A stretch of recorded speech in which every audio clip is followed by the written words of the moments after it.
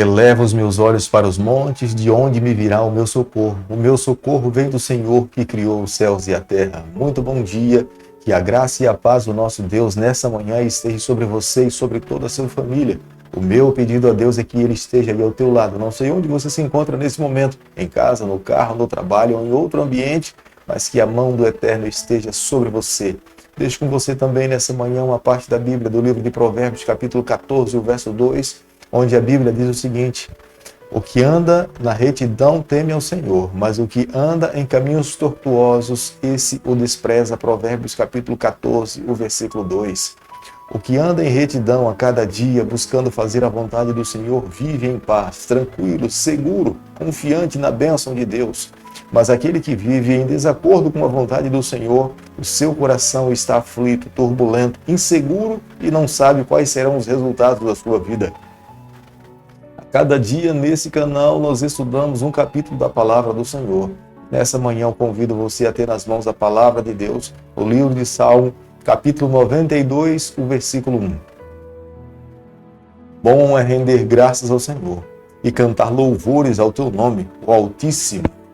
O salmo que nós estaremos estudando nessa manhã, o salmista está com o seu coração cheio de gratidão.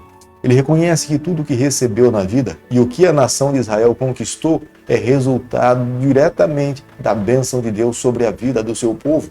E ele entende que não pode menosprezar em momento algum tudo aquilo que Deus fez por ele, porque o Deus que ele se relaciona, o Deus que ele passou a conhecer, esse Deus espera que os seus filhos se voltem para ele com palavras, com ações, com atitudes e com louvor, expressando a bondade e a grandeza desse Deus. A verdadeira gratidão que Deus aceita é aquela gratidão que brota de um coração, de um relacionamento pessoal com Deus. Não é uma gratidão simplesmente pelo fato de ter recebido algo, mas porque ao andar ao lado de Deus e reconhecer a grandeza e majestade desse Deus, a sua santidade, nós nos voltamos para Ele reconhecendo que Ele é digno de toda a nossa devoção. O Salmo 92 também é um salmo sabático. Deus estabeleceu esse período no tempo para que os seus filhos pudessem dar uma pausa de todas as atividades e se voltar para Deus, aprender dEle, louvar o nome dEle e ter uma oportunidade de estar próximo dos seus familiares. Esta pausa no tempo tem como objetivo de fortalecer o povo de Deus, todo aquele que está se preparando para viver com o Senhor por toda a eternidade. Quando nós temos um coração agradecido, nós estamos dizendo para Deus que Ele é doador de todas as coisas. Quando nós voltamos para o Senhor e o homenageamos, nós reconhecemos que Ele é soberano sobre a nossa vida,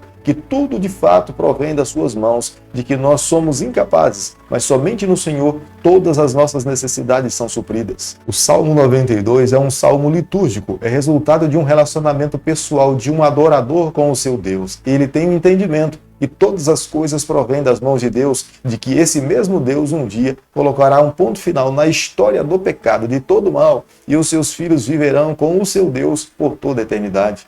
Dentro do contexto da adoração litúrgica no santuário, este salmo passou a ser cantado, executado pelo sacerdote, pelos levitas, a partir do momento em que eles estavam oferecendo o sacrifício pela manhã, no dia de sábado. Era uma expressão de adoração a Deus, era uma oportunidade para abrir todos os trabalhos sagrados e permitir que Deus recebesse as suas ofertas. Esses trabalhos sagrados eram abertos com louvor, com gratidão, com orações, com expressões de ofertas. Somente dessa forma Deus poderia receber todo o sacrifício. Se aqueles que estavam para oferecer as suas ofertas ao Senhor chegassem com as suas ofertas em suas mãos, mas o seu coração não estivesse completamente convencido e agradecido a Deus e expressando para Deus todo o seu louvor, as ofertas físicas não seriam aceitas. Era necessário ter um coração completamente voltado para o que Deus esperava. Como nós podemos ver no versículo 7 do capítulo que nós estamos estudando nessa manhã, é uma questão que incomodava a todos os autores bíblicos, era a prosperidade dos ímpios. Da mesma forma, Jó, no seu livro, questionava os seus amigos e conversava com Deus. Por que os ímpios prosperam? mas eles chegaram à seguinte conclusão: a prosperidade dos ímpios é temporária, jamais eterna. O contrário daqueles que são fiéis a Deus. Eles podem, por algum momento, até passarem por lutas e dificuldades, mas a vitória é certa para todos aqueles que vivem ao lado do Senhor. Completamente o contrário dos ímpios. Podem prosperar, mas o final sempre será destruidor. Completamente o contrário daqueles que amam a Deus, vivem uma vida fiel ao Senhor. Esses são comparados como se fosse uma palmeira. Eles têm a capacidade de permanecerem verdes em todo o decorrer do ano, mesmo que passem por lutas e dificuldades, sempre produzirão os seus frutos. Não é porque em si mesmo eles encontram forças ou seiva para produzir os seus frutos, mas é porque estão conectados com o seu Deus. E como resultado de viver uma vida conectada com o Senhor, Deus sempre irá abençoar as suas vidas para que no tempo certo eles possam produzir frutos adequados para abençoar a vida de outras pessoas. Embora os ímpios brotem como a erva, mas a sua destruição é certa. Mas aqueles que amam a Deus são como palmeiras, produzirão seus frutos, abençoarão outras vidas e viverão eternamente. Essa é a promessa de Deus, é o que nós encontramos como uma expressão de louvor dentro do Salmo 92.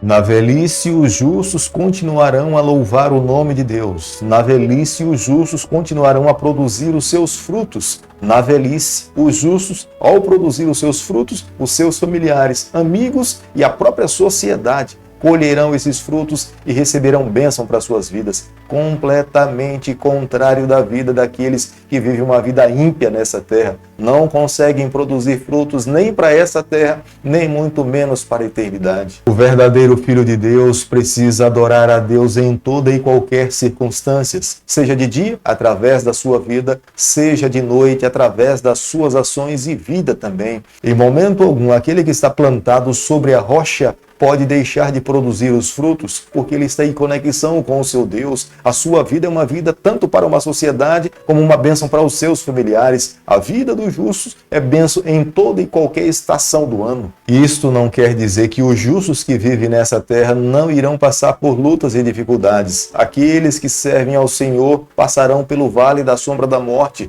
mas há uma promessa que nos garante que em meio ao vale da sombra da morte, Deus estará conosco, Deus estará ao nosso lado, nós não estaremos sozinhos e podemos ver claramente isso dentro da palavra do Senhor. Daniel na cova dos leões, Deus estava ao seu lado. José no Egito, Deus se manifestou poderosamente sobre a sua vida e é a razão clara pela qual esses jovens alcançaram a vitória. Nos dias em que nós estamos vivendo, não é diferente. Aqueles que vencerão serão aqueles que estarão ao lado do Senhor. Os justos encontrarão em toda e qualquer circunstância motivos para louvar e engrandecer o nome de Deus, porque eles admitem e reconhecem que tudo que tem, tudo que possui e o que receberão no futuro é resultado de um relacionamento pessoal com o seu Deus. Diferente dos nécios, diferente do ímpio, o ímpio vive acreditando que tudo que conquistou e irá conquistar é resultado da sua própria capacidade e esforço. É a razão pela qual eles serão destruídos. É por isso que nessa manhã nós somos chamados e desafiados a viver uma vida dependente do nosso Deus, desenvolvermos um relacionamento tão sólido com o nosso Deus para que possamos enxergar, contemplar, abrir os nossos olhos físicos e espirituais para entendermos que tudo o que temos, que tudo o que somos, recebemos das mãos do nosso Salvador. Os seus anjos estão ao nosso lado para nos proteger. A saúde que temos é resultado da bênção de Deus sobre a nossa vida. Até a própria vestimenta que está sobre o nosso corpo é resultado da bênção desse Deus sobre a nossa vida. Tudo que temos, tudo que conquistamos e o que iremos conquistar pela fé é porque o nosso Deus é bondoso, grandioso e nos abençoa de uma forma sem medida e imerecedora. Querido Pai, em Tuas mãos nessa manhã nós nos colocamos, nos debruçamos diante do Senhor, reconhecemos a Sua grandeza e majestade. Por favor, Senhor, toma o controle do nosso coração, da nossa vida. É o nosso pedido e a nossa oração e o fazemos em nome de Jesus. Que o Senhor te abençoe e te guarde. Que Ele faça resplandecer o seu rosto sobre você. Que Ele tenha misericórdia de você. E sobre você nessa manhã Ele levante seu rosto e conceda a sua paz em nome de Jesus. Amém.